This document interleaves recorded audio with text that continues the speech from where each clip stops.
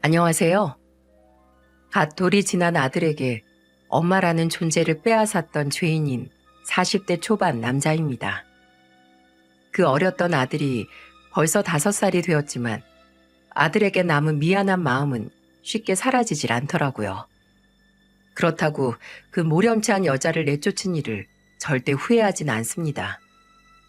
오히려 그 여자의 그릇된 행동들로 인해 내 아들이 엄마를 잃게 되었다고 생각하니 더 부하가 치밀 뿐이죠. 전처와 저는 저의 회사 동료의 소개로 만났습니다. 자신의 3살 난 아이가 다니던 어린이집 선생님이 참 경우 있고 괜찮은 사람이라며 회사 동료의 적극적인 주선으로 소개팅을 하게 되었죠. 아내의 첫인상은 참 단정하고 선했습니다. 가지런하게 하나로 묶은 긴 머리와 단정한 말투, 계속해서 식기를 정리하던 깔끔함과 제 말을 경청하는 다정한 눈빛까지. 제가 이런 여자를 만나기 위해서 그동안 연애를 하지 않았구나 싶을 정도로 전처는 제 마음에 쏙 들었죠. 그렇게 몇 번을 더 만난 끝에 우린 연인이 되었고 2년이 지난 후엔 당연하게 부부가 되었죠. 제가 결혼을 하게 되었을 때 저희 가족 중 제일 좋아했던 사람은 다름 아닌 제 아버지였습니다. 저희 남매는 저와 여동생, 남동생 총 3남매였는데 여동생 또한 남자 형제들 사이에서 자라 굉장히 선머슴 같은 타입이었거든요. 그런 집안에 살갑고 여성스러운 며느리가 새로운 가족으로 들어오게 되니 결혼식 날 아버지의 입이 정말 귀에 걸리셨더군요. 아버지는 조금 귀찮을 정도로 저와 전처, 당시 제 아내를 자주 부르셨습니다. 그런 아버지를 아내가 부담스러워하진 않을까 내심 걱정했었는데 오히려 아내는 너무도 고맙게 말을 하더군요. 여보, 아버지가 너무 자주 불러서 좀 부담스럽지? 미안해. 내가 내 선에서 알아서 잘 끊어볼게. 어머, 무슨 소리예요? 아버님이 먼저 연락하시기 전에 제가 더 자주 찾아뵀어야 하는 건데. 그래도 일하면서 쉬는 날에 쉬지도 못하고 시댁에 가는 일이 얼마나 힘들지 알아. 말이라도 그렇게 해줘서 정말 고마워, 여보. 아니에요. 저도 진심이에요. 친정엄마 말이 사주 오행 중에 아버님은 나무의 기운이 많고 저는 불의 기운이 많아서 서로 곁에 있는 게 좋은 관계래요. 그러니까 더 자주 뵈야죠. 저 땐 저 말이 미안해하는 제 마음을 편하게 해주려고 둘러대는 아내의 핑계라고 생각했습니다. 그 뒤에도 미신을 믿는 듯한 아내의 언행은 종종 있었지만 어느 정도의 미신은 저도 믿는 편이라 크게 신경 쓰이진 않았어요. 아내의 미신에 대한 믿음은 다름 아닌 장모님의 영향이 컸습니다. 결혼 전엔 몰랐는데 장모님이 자주 다니시는 점집이 따로 있더군요. 속된 말로 무당집이라고 하죠. 그것도 처가댁에서 멀리 떨어진 전남 지방의 시골에 있는 곳이라 한 번 가시면 1박 2일은 이 지방에 머무시는 듯 했습니다. 이 사실들을 어떻게 알았냐면 장모님이 언제부턴가 저에게도 전화를 한 번씩 걸어 이런 말들을 하셨거든요. 박서방, 이번 달에는 물을 조심하게. 장군신님이 자네 뒤에서 깊은 물속의 어둠을 모셨다고 했어. 박서방 자네, 혹시 요즘 회사 일이 좀 안 풀리지 않나? 장군신님께서 자네한테 복을 빨아먹는 귀신이 붙었다던데 굿을 한 번 해야 귀신을 떼어낼 수 있다고 하셔. 저는 굳이 무당이니 귀신이니 믿는 편은 아니었습니다. 하지만 아내가 워낙 저희 아버지와 어머니에게 잘하기도 했고 집에서도 100점짜리였던 아내가 장모님의 의견을 따르고 싶어하는 게 눈에 보였죠. 저희 형편상 당장 없으면 안 되는 액수의 돈들도 아니었고 사랑하는 아내를 위해 그 정도는 해줄 수 있겠다 싶어 저는 장모님이 요구하시는 굿비용을 몇 번 대드렸습니다. 도리어 장모님과 아내에 대한 불만은 장인어른께서 가지고 계셨죠. 장인어른께선 오리탕 가게를 운영하고 계셨는데 살생을 업으로 삼은 사람에겐 마귀가 들리고 천벌이 내린다며 장모님이 항상 타박을 하셨거든요. 당신 주위에 어두운 기운들이 그득해요. 그 부정 타는 가게 좀 내다 팔고 다른 장사하면 안 돼요? 아니, 오랜만에 현경이네 부부 왔는데 왜 또 갑자기 딴지를 걸어?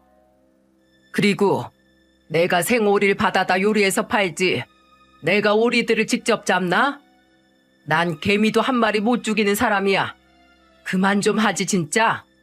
그리고 당신은 고기 안 먹어?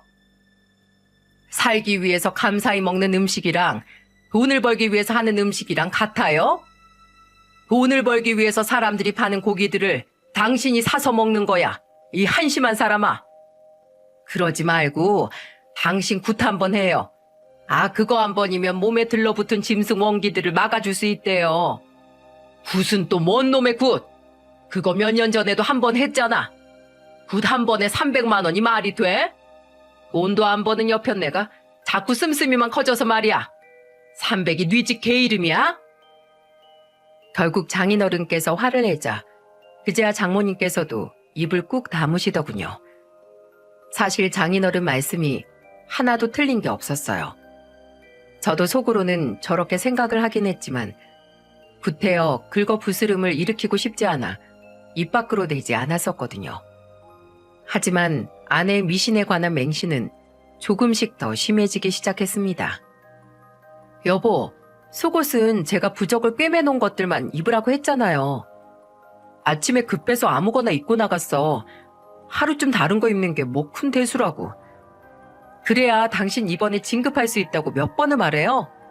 무당신님이 당신 진급할 때까지 이 속옷들만 입고 있어야 한다고 신신당부를 하셨다고요.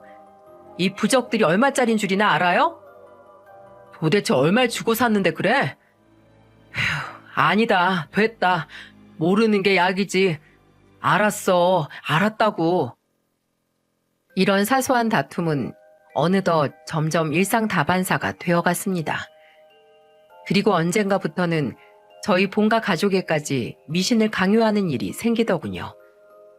특히 아버지가 아내의 말을 잘 들어주시니 그런 아버지가 편했는지 주로 아내의 잔소리의 대상은 아버지가 되었습니다. 아버님, 이거 무당신님 기도가 깃든 염주인데요. 아버님 택시 백미러 있죠? 거기에 매달고 다니세요. 운전하시는데 애군을 막아준대요. 어머님, 아버님 빨래할 때 이 부적 태운 물들 살짝 섞어서 빨아달라고 했는데 잘하고 계시죠? 무당신님이 기도하실 때 아버님이 일하시다가 사고가 나는 모습을 보셨대요.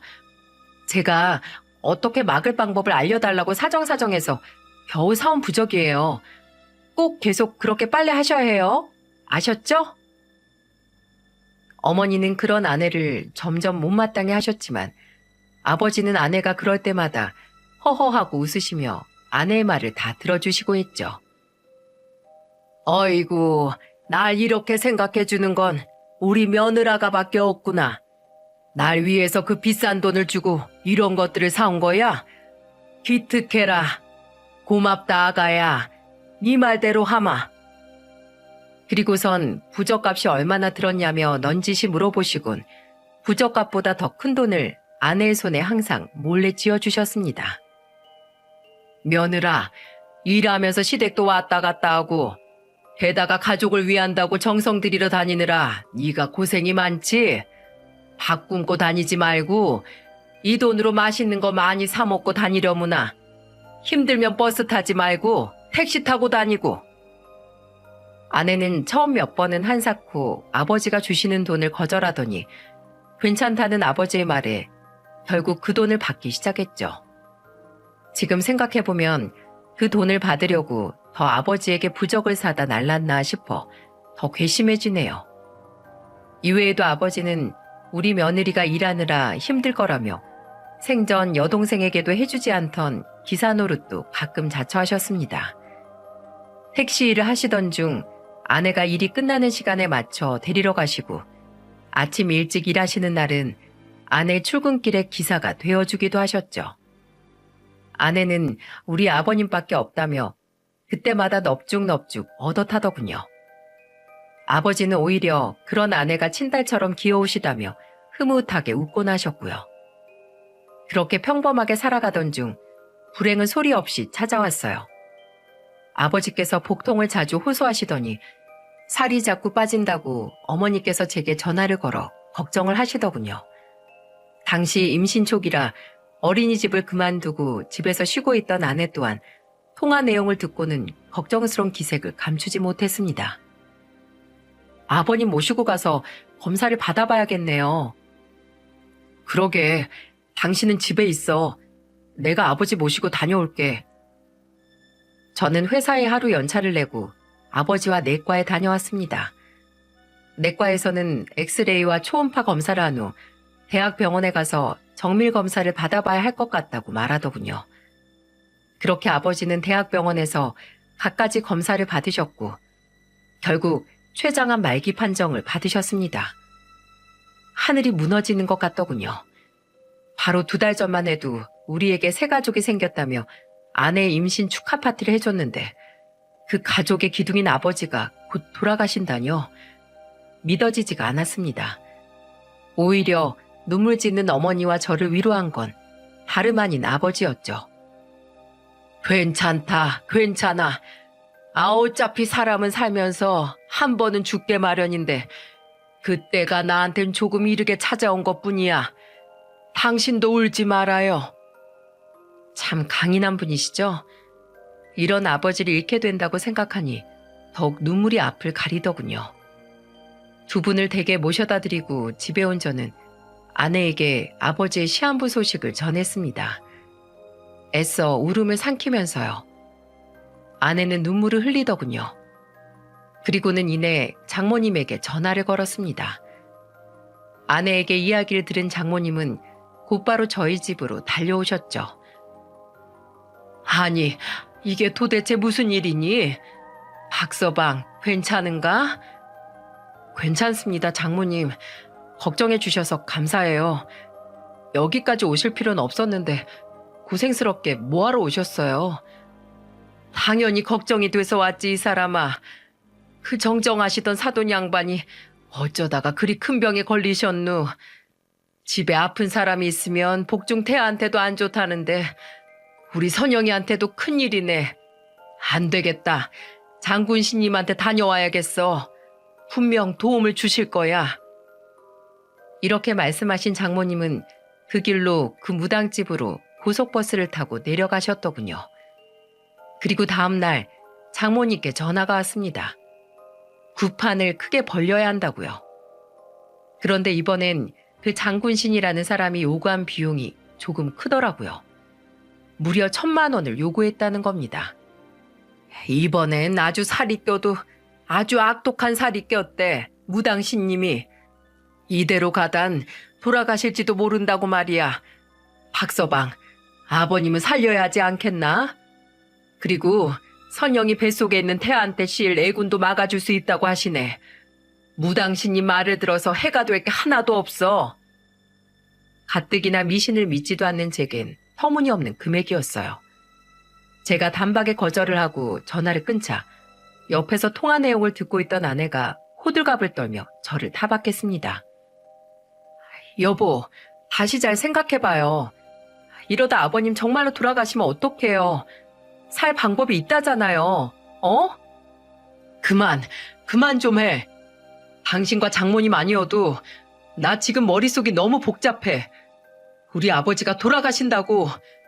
이미 암이 잔뜩 퍼져 있는데 그놈의 굿이 다 무슨 소용이야? 굿을 하면 암이 기적처럼 짠하고 사라져? 굿은 미신일 뿐이야. 그렇다고 내가 여태껏 당신하고 장모님 하는 일 언제 막은 적 있어?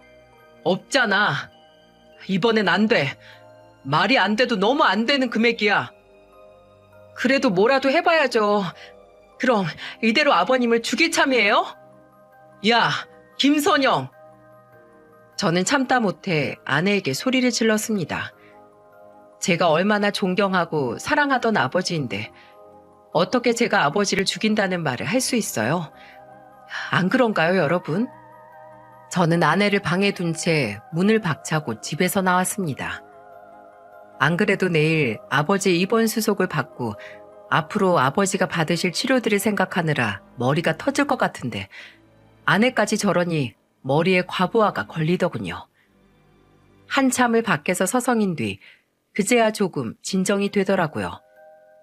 진정이 되니 아내의 마음을 헤아려 볼 여유도 생겼습니다. 그래, 워낙 미신을 믿는 사람이니 아내도 자기가 할 수 있는 최선을 다하고 싶어서 그렇게 말한 거겠지.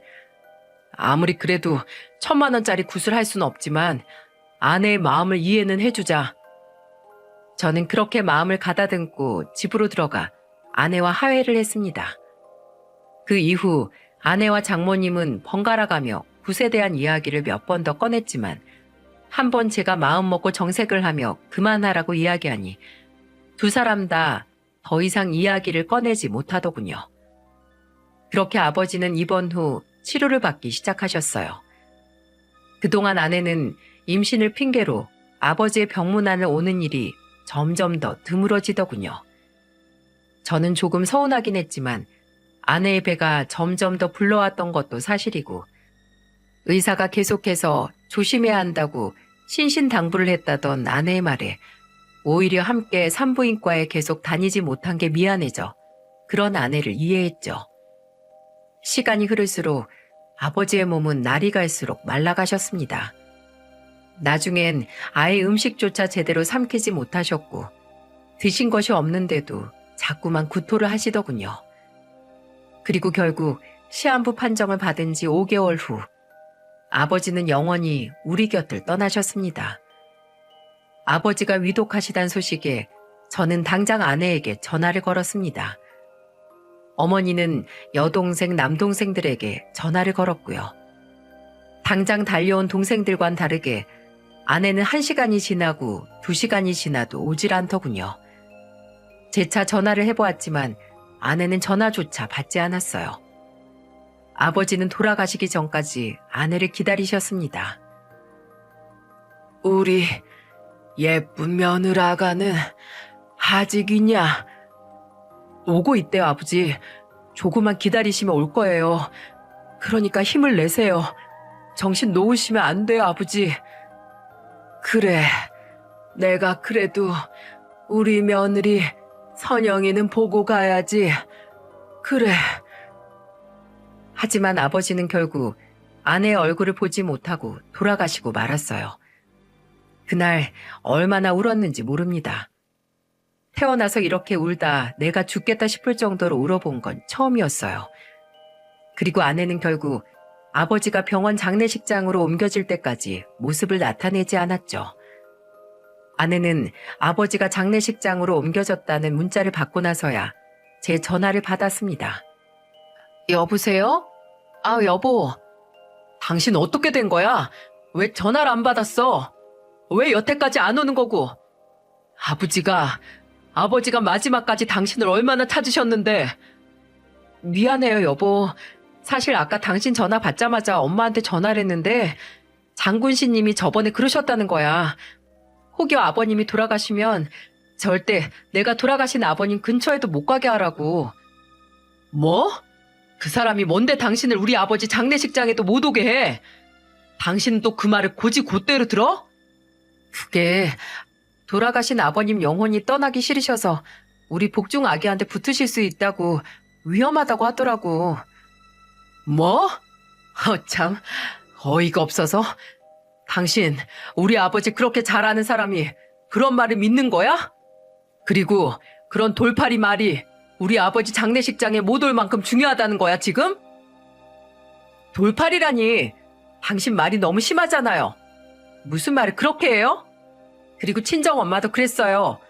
임신했을 때 장례식장에 가면 복 달아난다고, 부정 탄다고. 뭐? 부정을 타? 당신 말 다 했어? 몰라요. 어머니께는 당신이 죄송하다고 전해줘요.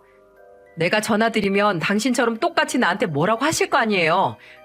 어차피 난 절대로 못 가니까 당신이 알아서 잘 말해주세요. 우리 아기를 위한 일이라고. 알았죠? 저 끊어요. 여보세요. 여보. 야, 김선영. 아내는 그렇게 막무가내로 전화를 끊어버렸습니다. 그리고 장례식 이후 발인식이 끝나 아버지 화장 후에 납골당에 모실 때까지 아내는 정말로 오지 않았습니다. 아내뿐 아니라 처가 식구들 모두 오지 않았어요. 가족들, 특히 저희 어머니는 가장 애타게 아내를 기다리셨죠. 선영이는 정말 안 온다냐? 이제 발인하러 가야 하는데 죽은 영감이 가기 전에 선영이 얼굴 한 번을 못 보고 가면 많이 아쉬워할 텐데. 안 올 생각인가 봐요. 일단 엄마, 그 사람 생각은 마시고 우리 아버지 마지막까지 편하게 잘 보내드리고 와요. 근데 형수 진짜 너무하네. 평소에 아빠가 형수한테 얼마나 잘해줬는데 그깟 무당말을 믿고 아빠 가시는 길에 코끝 하나 안 비춰?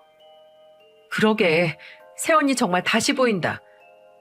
원래 미신맹신론자인 건 알고 있었는데 이 정도로 미쳐있을 줄 누가 알았어?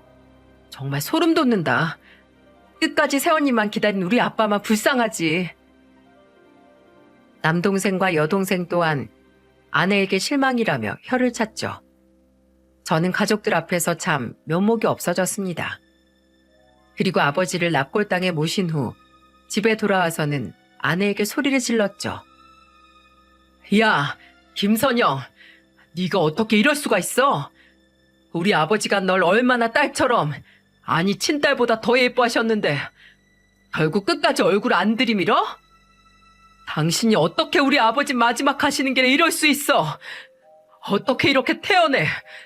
여태껏 우리 부모님한테 한 행동들 다 가식이었던 거야? 가식이라니 무슨 말을 그렇게 해요? 나도 슬퍼요. 슬프다고요. 아버님이 나한테 얼마나 잘해주셨는데, 근데 자꾸 돌아가신 아버님 생각을 하면 우리 애한테 안 좋대요. 아버님 귀신이 들러붙을지도 모르고 아기한테 부정탈지도 모른다길래 최대한 아버님 생각 안 하려고 나도 내 나름 노력하고 있던 거라고요. 참, 사이비와 미신에 미치면 답도 없다는 말이 정말이었나 봅니다. 배변도 그런 궤변이 없었죠. 너 말 다 했어? 야, 우리 아버지가 귀신으로 애한테 들러붙으셔도 수호신이 됐으면 됐지. 설마 뭐 애한테 해라도 끼치실까봐? 우리 아버지가? 넌 우리 아버지를 그렇게 잘 알면서 그런 말이 나와? 그 무당년한테 미쳐가지고. 무당년이라니. 당신 사과 못해요? 얼른 마음속으로 빌어요. 장군신님께 죄송하다고. 안 그럼 장군신님이 노하셔서 아군이 들러붙는다고요. 장군신님 죄송해요. 이 사람이 부친상을 치르고 아직 제정신이 아니어서 그래요. 용서해 주세요. 아내는 제 앞에서 두 손을 모아 눈을 감고 장군신이라는 놈에게 연신 사죄를 하더군요. 정말 솔직히 사이코 같았습니다. 내가 여태 같이 살고 있던 여자가 정말 맞나 싶었어요. 그만해. 소름 끼친다고. 뭘 그만해요? 그리고 이게 다 당신 탓이잖아. 무당신님이 분명 굿을 버려서 정성 들이면 아버님 살 방도가 나올 거라고 했는데 이게 다 당신이 돈 아낀다고 정성을 안 들여서 아버님이 그렇게 되신 거잖아요. 부정 타서. 뭐? 아버지가 부정을 타서 돌아가셔? 이게 진짜 그 돌팔이한테 미쳤나? 저는 결국 손을 들어 아내의 뺨을 내리쳤습니다. 그러고도 분이 풀리지 않아 씩씩댔어요. 아내는 그런 저에게 굴하지 않고 고개를 획 들어 저를 노려보더군요. 이것 봐. 당신도 내가 하는 말 제대로 듣질 않았으니까 그때 진급시험에서도 떨어지고 아버님도 돌아가시게 하고 거기서 귀신들까지 붙어서 온 거예요. 앞귀가 씌인 거라고. 그러지 않고서야 생전 순둥이였던 당신이 날 때릴 수가 있어? 당신도 장군신님한테 같이 가요. 가서 부적 쓰자고요. 정말 말이 통하질 않더군요. 저는 무슨 벽하고 싸우는 기분이었습니다. 무슨 말을 하던 결국 아내의 대답은 장군신에게 공을 들여야 한다는 말로 돌아왔어요. 저는 아내와 대화하길 포기한 채 그저 경고 한마디를 남겼습니다. 당신 이제부터 각오해. 앞으로 당신이 우리 집에 한 것처럼 나도 똑같이 할 거야. 나중에 후회해도 이미 늦었어. 내 원망하지 마. 그리고는 아내가 뭐라고 대답하기 전에 방문을 닫고 나와버렸어요. 아내의 입에서 나올 말이 뭐든 간에 제 속을 더 뒤집기만 할 뿐이라는 걸 알았으니까요. 사실 그 자리에서 아내와 그대로 갈라서고 싶었습니다. 하지만 뱃속의 아이가 이미 남산만한데 어떻게 그 아이마저 버릴 수 있었겠어요? 저는 이를 뿌듯 깔고 뒷일을 기약했어요. 아내의 언행을 도저히 용서할 수 없었습니다. 우린 그렇게 한동안 아무런 대화도 없이 한 집을 공유하는 사이 정도로 지내게 되었죠. 그리고 3개월 뒤 아내는 출산을 했고 이후 처가댁의 도움을 받아 2주간 산후조리원에 들어가게 되었습니다. 저는 산후조리원에 가서도 아이의 얼굴만 잠깐씩 보고 오곤 했죠. 어느 날은 장모님이 제게 전화를 해 화를 내더군요. 자네, 어쩜 아이 낳느라 고생한 선영이한테는 찾아와 보지도 않는 겐가? 선영이가 안정을 취해도 모자랄 판에 하루 왼종일 펑펑 울고만 있네. 그렇게 울면 슬퍼 죽은 귀신이 달라붙으니까 조심하라고 전해주세요, 장모님. 뭐? 자네 그게 지금 자네 아들을 낳아준 내 딸한테 할 말인가? 절 낳아준 제 아버지가 돌아가셨을 때도 안아본 사람이에요. 장모님 장인어른도 마찬가지시잖아요. 박서방, 자네 왜 이리 비꼬는 거야? 그건 장군 신님께서 다 자네 아기 잘 되라고. 장모님, 제가 믿는 천지신명님이 지금 전화를 안 끊으면 제 속에 화병이 도진다고 방금 말씀하셔서요. 이만 끊겠습니다. 더 이상 장모님의 말을 듣기 싫더군요. 저는 아무런 말이나 둘러댄 채 장모님의 전화를 획 끊어버렸습니다. 어차피 말이 안 되는 소리를 하는 건 미신에 빠진 아내나 장모님이나 저와 다를 바가 없었으니까요. 말이 안 되는 말엔 똑같은 말로 응수해야 한다는 걸 깨달은 거죠. 아이가 태어난 후 아내는 다시 집으로 돌아왔습니다. 아내는 저와 화해를 하고 싶어하는 행동을 몇 번 취했지만 저는 철저히 무시했어요. 정말 오만정이 다 떨어져 상종하고 싶지 않았거든요. 그나마 그 집에서 유일하게 저를 위로해주는 건 저를 똑 닮은 제 아들이었죠. 아이는 키워야 했기에 어쩔 수 없이 아내와 대화를 다시 시작하긴 했지만 정말 아이에 대한 말뿐 다른 대화는 일절없었습니다. 우리는 그렇게 아슬아슬한 가족의 틀을 겨우 유지한 채 살아갔습니다. 아내에게 잔뜩 실망한 본가에선 더 이상 기념일이든 명절이든 아내를 찾지 않았고 저 또한 아내에게 같이 가자 말하지 않았죠. 아내도 차마 가족들을 볼 면목이 없었는지 제게 따라가겠다 말을 하진 않았고요. 그리고 저 또한 처가의 발길을 끊었습니다. 아내가 처가에 가자고 할 때마다 저는 거절을 했죠. 여보, 이번엔 친정엄마가 반찬을 좀 해다 주신다는데 당신 생일에 말이야. 반찬? 됐어. 괜히 아버지 핏줄인 내가 장모님이랑 마주쳤다가 장모님께 우리 아버지 귀신이라도 들러붙으면 어떡해? 이런 식으로 아내에게 제가 당한 것들을 똑같이 되갚아 주던 와중 아내에게 아주 충격적인 이야기를 들었습니다. 정말 미신에 미쳐 있어도 아무리 그래도 인간으로서 이렇게까지 할 수 있는지 이야기를 들은 제 귀를 의심할 정도로 충격적이었죠. 여보, 이번에 우리 친정아빠 생신인데 아빠는 우리 사이 일을 모르세요. 나 출산했을 때도 그렇고 요새 당신 발걸음이 왜 이렇게 뜸하냐고 크게 싸웠냐고 물으시던데 이번엔 같이 가면 안 될까요? 어떻게 우리 사이 일을 모르실 수가 있어? 우리 아버지 장례식 때 장인어른도 안 오셨잖아. 근데 설마 우리 둘 사이가 좋을 거라고 생각하시는 건 아니지? 그게 사실은 아빠가 알면 분명 억지로라도 아버님 장례식에 끌고 가셨을 테니까 엄마랑 나랑 숨겼어요. 숨겨? 숨기다니. 당신 설마 우리 아버지가 돌아가신 걸 여태 장인어른한테 숨겼다는 거야? 그게 나도 엄마한테 이렇게까지 해야 하냐고 물었는데 엄마가 아버님처럼 네 얘기까지 잘못되고 싶냐고 하도 화를 내서 말을 못했어요. 근데 그 뒤로 언제 이야기해야 할 줄 몰라서 말할 타이밍을 그만 놓쳐버리고 말았어요. 미안해요. 당신하고 장모님 정말 무섭다. 무섭고 소름 끼쳐. 미안해요. 다 우리 준영이를 위해서 나랑 엄마는. 됐어. 그만해. 그리고 장인어른께 말씀드리고 말고는 당신하고 장모님이 알아서 해. 난 처가 일에 나의 신경 껐으니까. 장인어른 생신? 양심이 있으면 장인어른 생신이고 장례식이고 나한테 절대 말도 꺼낼 생각하지 마. 알았어? 어쩐지 경우 있으신 장인어른조차 장례식장에 오시지 않았다는 게 이상했습니다. 정말 조금이나마 남아있던 오만정이 다 떨어지더군요. 아내에게도 장모님에게도요.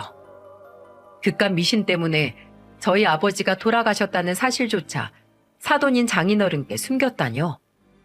그때부터였습니다. 아내와의 이혼을 마음먹은 것이요.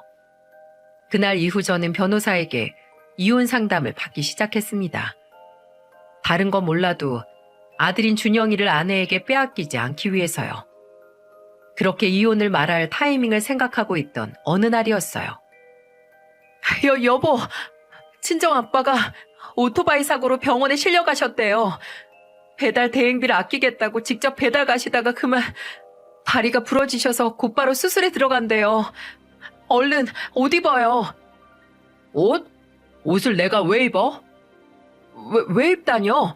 병원에 가려면 옷을 입어야. 준영이는 옆집에 맡길게요. 아까 옆집 애기 엄마 집에 있더라고요. 준영이를 왜 맡겨? 난 안 갈 건데. 당신 혼자 다녀와. 안 간다고요? 당신은 우리 아버지가 돌아가실 때도 안 왔잖아. 내가 저번에 얘기했지? 당신 아버님 생신이건 장례식이건 나한테 같이 가자는 얘기 양심 있으면 절대 꺼내지 말라고. 그리고 나 얼마 뒤에 진급심사 있어. 아픈 사람들 많은 병원에 괜히 갔다가 복 달아나면 어떡해? 부정 타서 안 돼. 여보, 유치하게 그게 무슨 말이에요? 정말 너무한 거 아니에요? 어떻게 우리 아빠가 다쳤는데 나한테 복수한답시고 이렇게까지 해요. 부정 탄다는 거 누가 그렇게 얘기했는데요? 당신 종교도 없잖아요. 미신이 그래, 미신이. 그리고 왜 믿는 신이 없어? 나 천지신명님 믿어. 요새 자꾸 내 마음속에 계시를 내려주시네. 나도 신내림을 받아야 하나? 여보. 그리고 얼마 전에 나 또 계시를 받았는데 천지신명님이 당신이랑 나랑 이혼하라네. 당신이랑 자꾸 붙어있으면 나한테 자꾸 애군이 낀대. 내 인생에 좋을 게 없대. 그러니까 내 인생 더 부정 타기 전에 우리 이혼하자. 그게 갑자기 무슨 말이에요? 무슨 애군이 끼고 부정을 타요? 그깟 이유로 이혼을 해요? 우리 사이에 아들도 있는데? 그리고 지금 우리 아버지가 다쳤다는데 그게 지금 할 소리예요? 왜? 당신도 그랬잖아. 장인어른은 다리가 부러지신 거지만 그때 우리 아버진 돌아가셨는데 당신도 애한테 귀신 들러붙고 부정 탈까봐 못 온다며. 나도 똑같이 부정 탈까봐 당신이랑 결혼 생활 유지 못하겠다고. 난 당신보단 내가 좀 더 나은 것 같은데? 안 그래? 제 말에 더 이상 반박을 못하겠는지 아내는 입술을 깨물곤 부들부들 떨더군요. 눈물이 닭똥같이 떨어지는데 그조차도 꼴도 보기 싫어 저는 준영이를 안고 방으로 들어왔습니다. 아내는 밖에서 한참을 흐느끼는 것 같더니 병원에는 가봐야겠는지 이내 현관문 닫히는 소리가 들리더군요. 저는 그 길로 곧바로 변호사를 통해 준비했던 이혼소장을 접수했습니다. 아내가 그동안 그 무당집에 갖다 바친 돈들에 대한 증거를 모아 모조리 법원에 제출을 했고 아내가 무직인 점을 들어 준영이에 대한 양육권을 주장했죠. 아내는 처음엔 이혼하지 않겠다고 버티다가 이혼 소송을 당하고 나서야 그럼 준영이라도 자신이 데려오겠다며 자신이 어린이집 선생이어서 육아에 유리한 점, 그리고 아이를 함께 돌봐줄 친정이 있고 장인어른의 안정적인 수입으로 경제적 상황이 어렵지 않은 점을 내세워 결국엔 양육권을 가져가더군요. 결국 아내는 유책 배우자였지만 양육권을 얻는 데 성공했고 대신 저에게 양육비를 한 푼도 요구하지 못한다는 판결을 받았습니다. 하지만 저는 코웃음을 쳤죠. 준영이의 양육권을 도로 가져올 방법이 제게 분명 있었거든요. 우선 저는 다리 수술 후 퇴원해서 집에서 쉬고 계신 장인어른께 전화를 했습니다. 제가 알고 있는 폭탄급 정보가 하나 있었거든요. 장인어른께 말씀드릴까 말까 고민하다가 그래도 죄 없는 장인어른께서 사실을 알고는 계셔야 할 것 같아서 전화할 결심을 한 거죠. 장인어른, 잘 지내셨어요? 오랜만이구만, 박서방.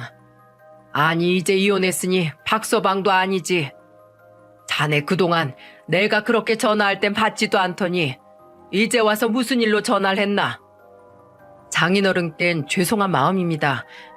이렇게 말씀하시는 거 보니 아직 장모님과 그 사람에게 아무 얘기도 못 들으셨나 보네요. 이혼 후에도 장인어른에게 모든 이야기를 숨기고 있었다니 참으로 뻔뻔한 모녀가 아닙니까? 저는 저희 아버지의 장례식에 아내가 오지 않았던 이야기부터 그동안의 모든 이야기를 장인어른에게 이야기했습니다. 장인어른은 놀라서 말문이 막히신 것 같더군요. 사돈 어른이 돌아가셔. 아니, 그걸 우리 집사람이랑 선영이가 나한테 숨겼단 말인가? 그리고 장인어른, 장모님께서 장인어른의 가게를 담보로 거액을 대출받으셨어요. 아내 이혼을 막는 구슬한다고 그 돌팔이 무당한테 갖다 바쳤다고 하더라고요. 뭐라고? 자네, 그건 또 무슨 말인가? 이혼 소송할 때 알아낸 내용입니다. 사람을 써서 조사를 좀 했거든요. 물론 그 굿이라는 거 하나도 소용없었다는 거 아시죠? 지금 저희가 이혼한 걸 보면요. 저들도 변호사를 선임하랴 장인어른이 누워 계신 동안 벌이가 없어 생활비를 메꾸랴 모아둔 돈을 다 썼던 건지 아내와 장모님은 장인어른 몰래 겁도 없이 오리탄 가게를 담보로 대출을 많이도 받았더군요. 이혼만 안 하면 어떻게든 저한테 도움을 받아 갚을 생각이었겠죠. 물론 어림없는 이야기지만요. 그렇게 큰 충격을 받은 장인어른께 죄송하다는 말을 덧붙인 채 저는 먼저 전화를 끊어버렸습니다. 그리고 곧바로 다시 아내에게 위자료 소송을 걸었죠. 이번엔 장모님이 제게 돈을 요구했던 문자 내용들과 이체 내역들을 모조리 캡처해서요. 그동안 자잘하게 보냈던 금액들을 합치고 보니 꽤 금액이 컸죠. 이미 수중의 돈을 다 쓰고 장인어른의 가게 담보 대출까지 받아 쓴 처가에선 저에게 물어줄 위자료가 더 이상 남아있지 않았을 겁니다. 왜냐하면 위자료 소송에서 제가 승소한 후 장인어른께서 저에게 전화를 한 통 주셨거든요. 박서방, 내가 안 사람이랑 딸아이 단속을 잘못했어. 사돈 어른 일 정말 미안하네. 내가 이제라도 이렇게 용서를 비네. 물론 자네 마음의 응어리가 그런다고 풀리진 않겠지. 그래도 내 이렇게 평생 속죄하는 마음으로 살아가겠네. 자네 위자료는 내가 가게 팔아서 어떻게든 다 보내주겠네. 정말 미안하네. 그 성실했던 장인어른이 무슨 죄라고. 결국 장모님과 아내에게 청구한 위자료는 장인어른이 모조리 책임을 지게 되셨습니다. 그리고 장모님은 이 모든 악재들은 그동안 장군신께 공을 들이지 못해 생긴 일이라며 다시 구슬해야 한다고 장인어른께 우기시다가 결국 장인어른께 쫓겨나 황혼 이혼을 당했다고 합니다. 더 이상은 장모님의 그놈의 장군신 타령을 못 참겠다면서요.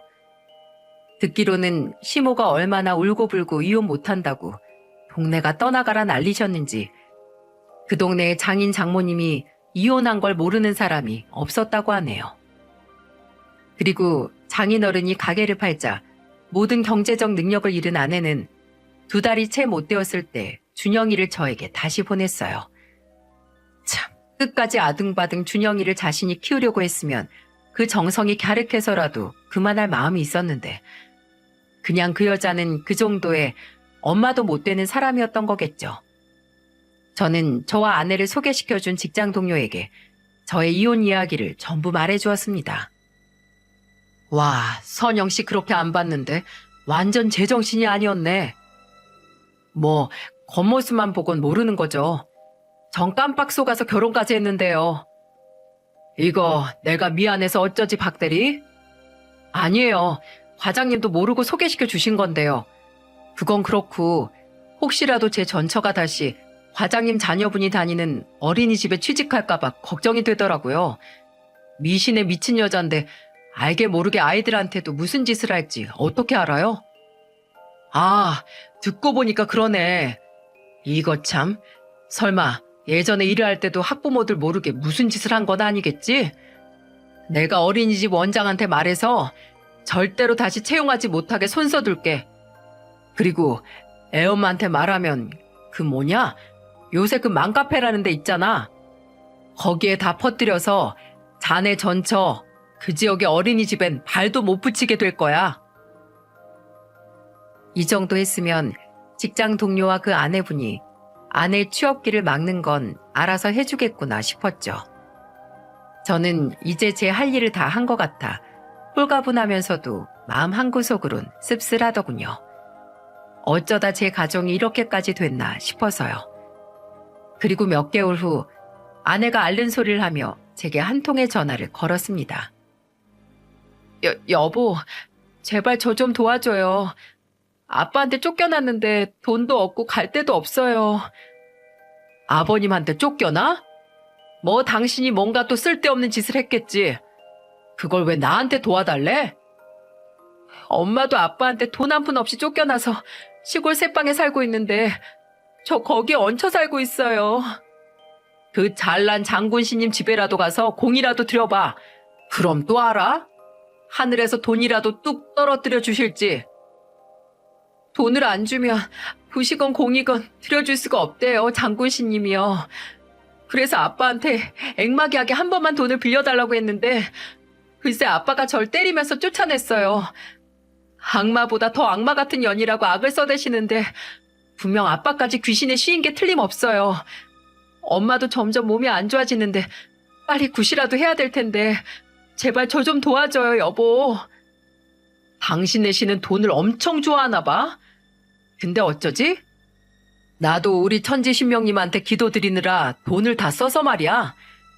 그래야 우리 준영인 당신 같은 여자 안 만나게 앵마기 시키면서 키우지. 안 그래? 그리고 왜 장인어른한테 돈을 빌려? 당신은 손이 없어, 발이 없어. 왜 일을 안 해? 당신이 원래 살던 동네 어린이집에 나 취직도 못하게 소문 퍼뜨려 놨잖아요. 여긴 시골이라 애들이 없어서 어린이집도 없다고요. 그럼 식당 일이라도 하던가. 당신 정신 좀 차려. 그놈의 장군신이란 놈한테만 계속 매달리면 당신 인생도 망가지는 거야. 장모님도 그렇고. 당신 자기 인생을 자기가 컨트롤하면서 살아야지. 평생 그 장군신이란 놈한테 휘둘려 살 거야? 내가 그냥 끊으려다가 당신 그래도 준영이 엄마니까 마지막 정으로 생각해서 말해주는 거야. 알았어? 다신 전화하지 마. 그 전화를 끝으로 저는 아내의 번호를 차단시켜버렸습니다. 이 정도까지 이야기했으니 앞으로 살면서 정신을 차릴지 아님 쭉 그 모양으로 살아갈지는 전처 스스로가 선택해야 하는 문제겠죠. 아마 갱생이 불가능할 것 같긴 하지만은요.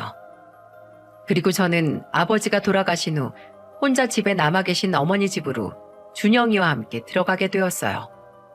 여동생과 남동생 모두 타지에서 일을 하느라 따로 나가 살고 있었거든요. 저도 홀로 준영이를 키우는데 어머니의 도움이 필요했고요. 죄송한 마음으로 준영이를 같이 좀 키워주십사 부탁했더니 어머니께선 그러시더군요. 네 아버지가 죽어서 나도 적적하고 우울하던 찰나였다. 아유, 우리 씨알 강생이 어쩜 이렇게 지아비를 닮았을꼬. 이 할미랑 잘 지내보자.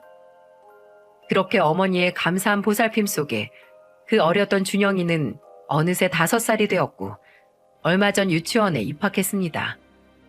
원복을 입은 아이의 모습을 보니 괜히 어느새 저렇게 컸나 싶어 눈물이 고이더라고요. 그리고 얼마 전 준영이의 첫 유치가 드디어 빠졌습니다. 앞니 하나가 빠진 그 모습이 얼마나 귀엽던지 저와 어머니 얼굴에 웃음꽃이 폈었죠. 그리고 그때 제 말에 우리 준영이가 글쎄 요 조그만 녀석이 뭘 했는 줄 아세요? 준영아, 이거 저기 가지고 나가서 옆집 지붕 위로 던져. 원래 앞니는 윗 지붕에 던지는 거야. 왜? 그냥 세희가 예쁘게 자라게 해달라고 비는 풍습이야. 에이, 아빠, 그런 건 다 미신이야, 미신. 어? 요 조그만한 게 미신이란 말 어떻게 알았어? 할머니가 맨날 그러잖아. 미신 같은 건 절대 믿는 거 아니라고. 그리고 아빠, 이런 거 남의 집에 막 버리고 그러면 안 돼. 쓰레기 봉투에 잘 넣어서 버려야지. 다 큰 어른이 그런 기본적인 것도 몰라? 어머, 준영이 쟤 말하는 것 좀 봐라, 아범아. 누굴 닮아서 저렇게 똑 부러지니? 내가 요새 준영이 쟤 보는 맛에 산다. 미신이라면 치를 떨던 제가 역으로 아들에게 미신으로 타박을 받다니 정말 제 자식은 이기지 못하겠더라고요. 아, 그리고 저 육아를 열심히 도와주신 어머니 덕에 회사 생활에 좀 더 집중할 수 있었어요. 얼마 전 진급해서 차장이 되었거든요. 마음 같아선 전처에게 연락해 한껏 비꼬고 싶었습니다. 어때? 부적개면 팬티들 안 입어도 충분히 진급되지? 하고요. 아, 그리고 장인어른과는 가끔 만나 술을 한잔 하는 사이가 되었습니다. 참 웃긴 일이죠?